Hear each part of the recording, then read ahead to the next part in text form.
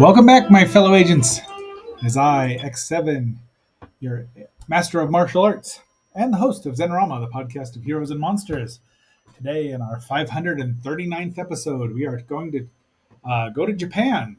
Now, it is Shaolin Saturday, and ostensibly, the One Armed Swordsman is a disciple of some sort of Shaolin sect, but we don't know which one because it's never was never told to us in that original movie. But it does star Jimmy Wong Yu as well as I'm drawing a blank at Shintaro Katsu as Zatoichi, the blind masseur, who's also an excellent swordsman.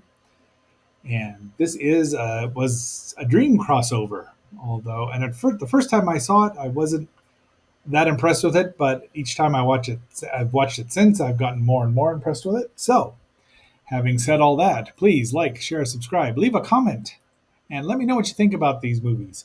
I've seen several of the Zatoichi movies, both of the One Armed Swordsman movie and the two One Armed Swordsman movie with him and David Chang, which we'll eventually get around to watching because I enjoy that as well.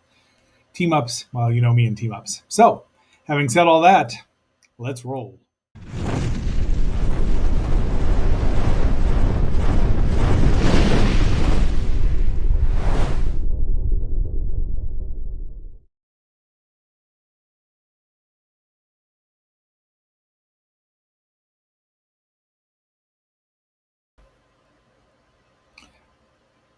So this movie was probably the 22nd, I believe, Zatoichi movie. It had been going on since, who knows how long.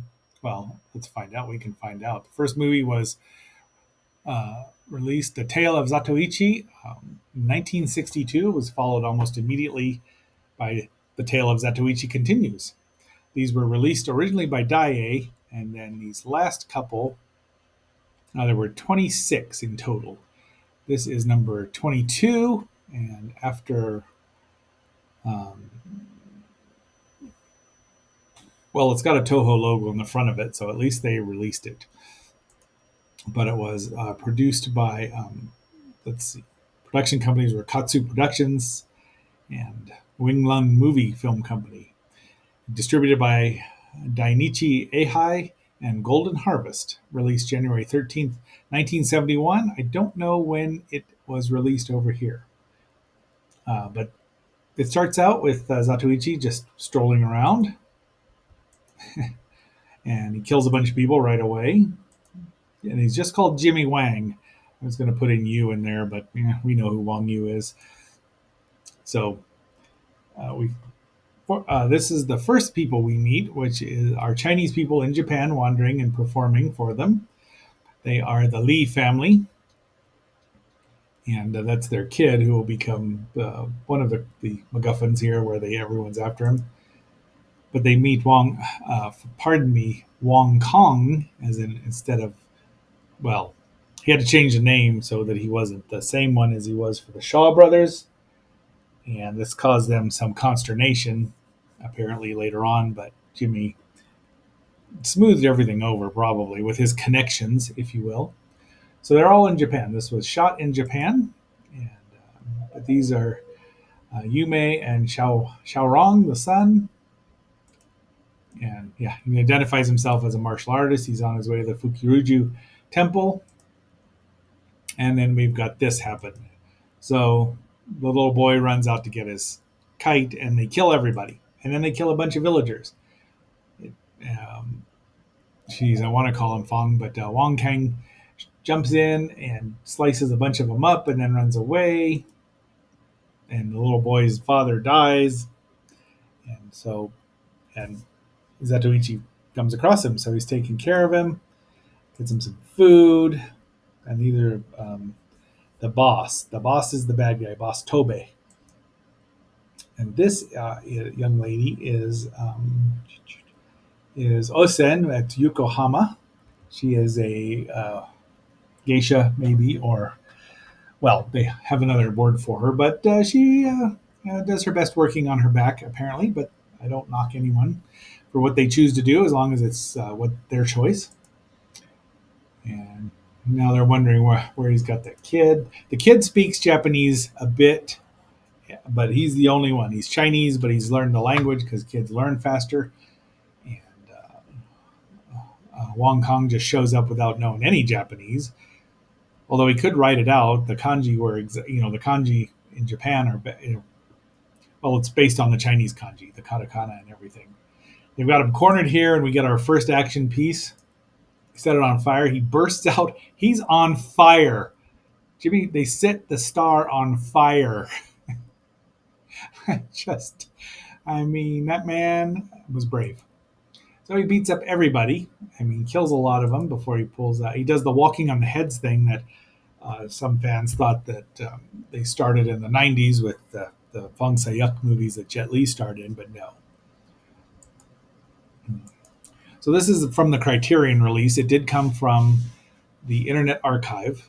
And now the first time I saw this, I didn't remember it having so much action in it. I thought it was a lot of talk. And I'd say it's probably two-thirds.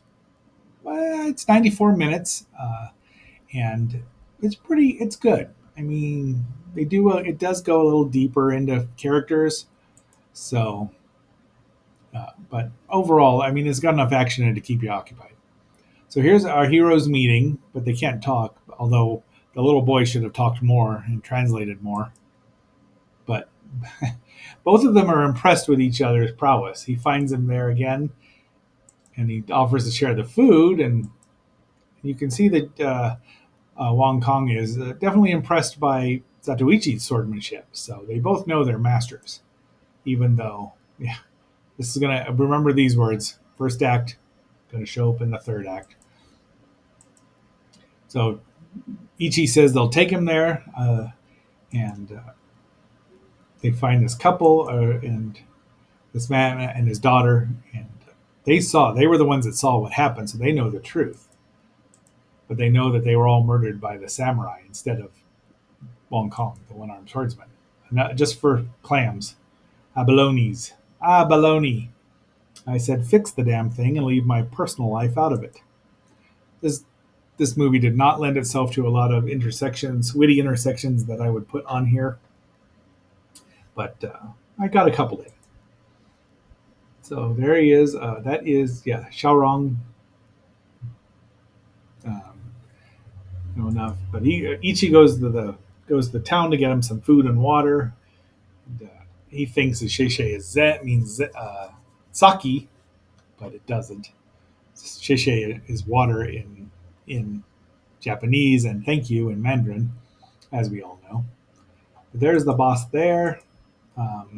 Henoichi. So Sato would be, I guess, his real name. I don't know. But Ichi is the masseur. He's also blind. Henoichi is blind. This is a clever little. They have some humor in here. There's more humor than I remember as well. It's pretty fun overall, except for it's really bleak. I'd say pretty fun. There's enough comedy in here. It's like a Shakespearean tragedy, really. It's got just enough comedy to keep you saying, give you a chance to breathe there. The Chinese, Wong Kong gets to jump his miles into the air and do more acrobatics than, of course, the samurai, because that's not the martial art they were taught. So, unfortunately, Boss Tobei's men show up and kill the old man, and they are beating on Oyone, well, the daughter there. And they lie to her and say that Zatoichi is a yakuza, and he is. That's not the lie, but that he's the one that betrayed him. So he doesn't know this, so he wants to get her back, and don't throw your lives away. It's the New Year's. You'll see that in the trailer at the end. And there's boss there, being, jeez, that's, I don't care. Zato slices his ear off, makes him apologize, and it's bloody. You don't see too much gore, but there's a lot of blood spurting here and there. She's yelling at him, and he breaks down, and then the little boy finds her, and they decide to go. But Osen offers something to eat Zatoichi, but he's not in the mood for it. But he gets attacked again, and you can see this guy is now a one-armed swordsman. If he didn't die of shock, which Wong Kong should have. And this poor actor down here does. You can see it because they linger here on the shot, and I mean, I wouldn't have noticed except for the subtitles right there, and you've seen it. And he finds a temple, and then this priest there, who speaks Chinese because he's been over to China to study martial arts. And there's just a nice shot of Wong Kong being a one-armed boxer. Pardon me, the slice, using his palm to break open concrete. He was still a year or so away from being the one-armed boxer. But he says they're friends. You can trust me. And so she tells him what happened, and she's fond of him. And these guys are saying Ichi's not here, or Ichi's not there, and then he's right next to him because they're drunk and buying sake. So his hearing is amazing. The little holes there in the rice paper walls. Yeah, they do it. They went there once again to lighten the mood. And you think that Dumb and Dumber started that? No. But there's the priest who goes to talk to the boss, but they end up working together. So he tries to get Wong Hong drunk on sake, and let me tell you, sake's really good, especially hot sake. It's delicious, which is why your humble agent doesn't drink it. It's too delicious. He just falls asleep right then and there. But he's not really asleep, and apparently his capacity for the alcohol is unlimited because he's up and fighting immediately without anything. He's not the drunken one-armed boxer or the drunken one-armed swordsman.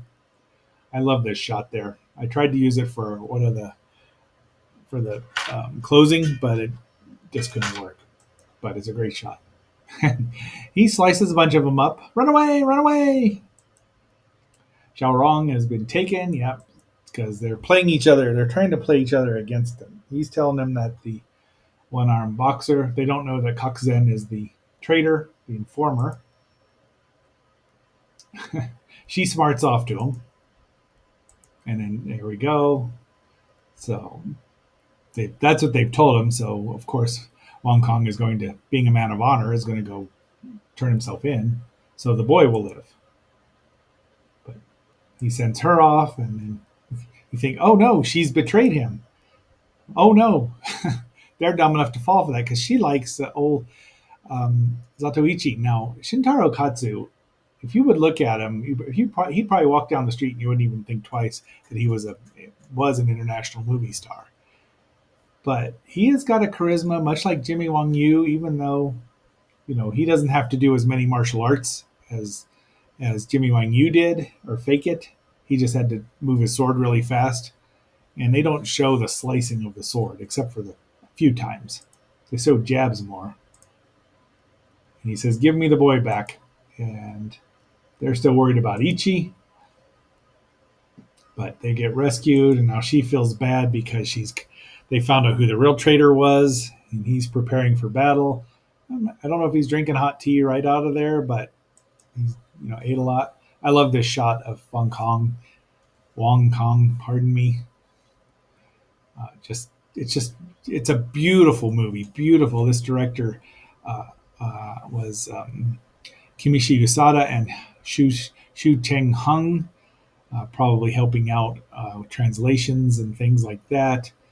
But the cinematography is by Chikashi Makiura, and it's just beautiful. I mean, it is. I mean, Japanese movies are beautiful.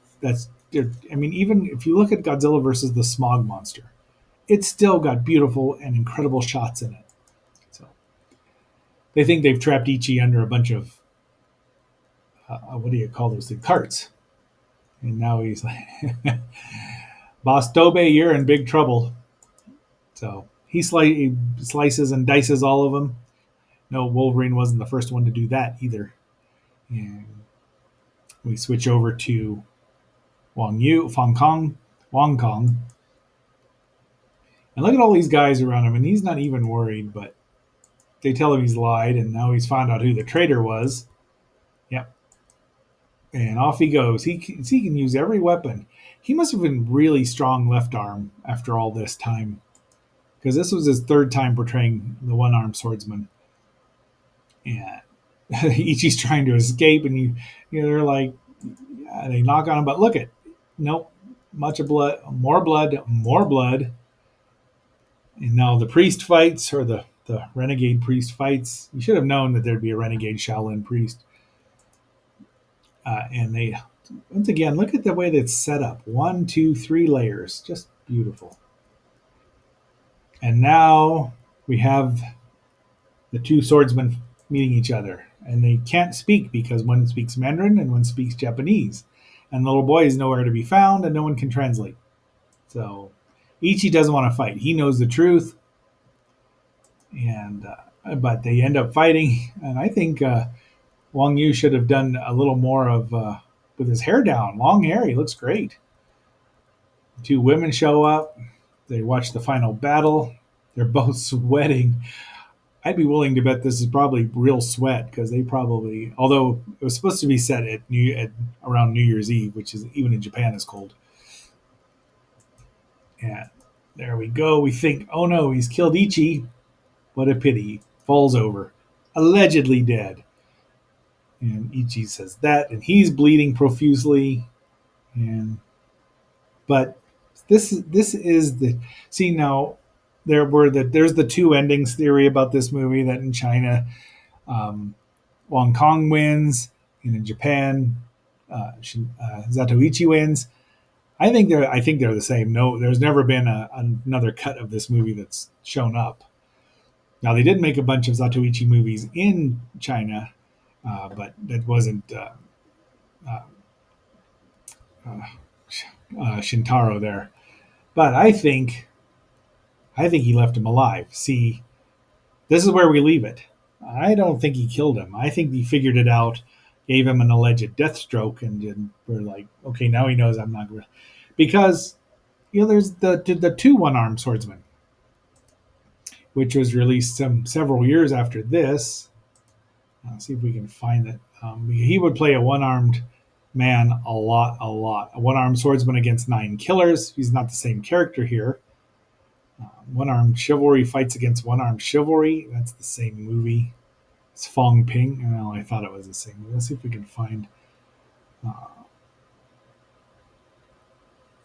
Master of the Flying Guillotine, Kung Fu. So it was, I want to say 74. It's not in this selected filmography. I didn't think to look it up. So he directed a lot of movies. We are going to eventually get to Beach of the War Gods, which is great. I just need to get the better copy of it. Anyway, so that's our movie. That's our Shaolin Saturday, and I highly recommend it. It's, like I said, it's gotten better. I've seen it 3 times now. Only 3 times. It's gotten better each time. This time is the best. So I highly recommend it. And we'll do we'll do some more Zatoichi movies. There's another team-up movie he has that was made the year before this that we'll get to. And other than that, until our next assignment, my fellow agents, this is X7 signing off and phasing out.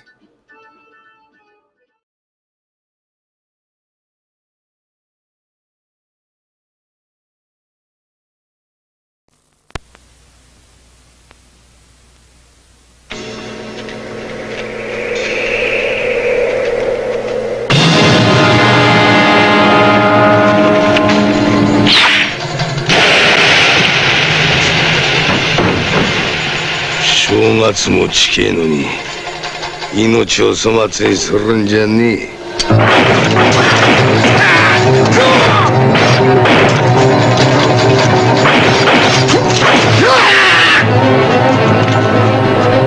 俺が相手になってやる。お前さんの子かい？そうです。お前似てないね。あのあんまは俺たちと同業のヤクザだぜ。一さんがヤクザだなんて。唐人ってのは一体なんだい？唐人ってのはな、とうとうすなわちもろこしの人だよ。あんなトウモロコシか。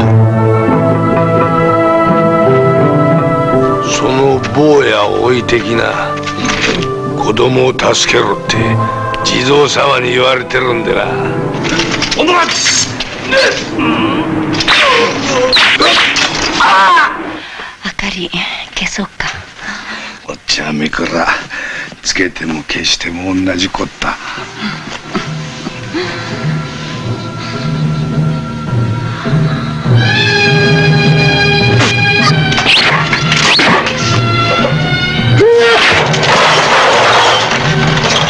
当人の居場所言ったのはてめえたちだろう。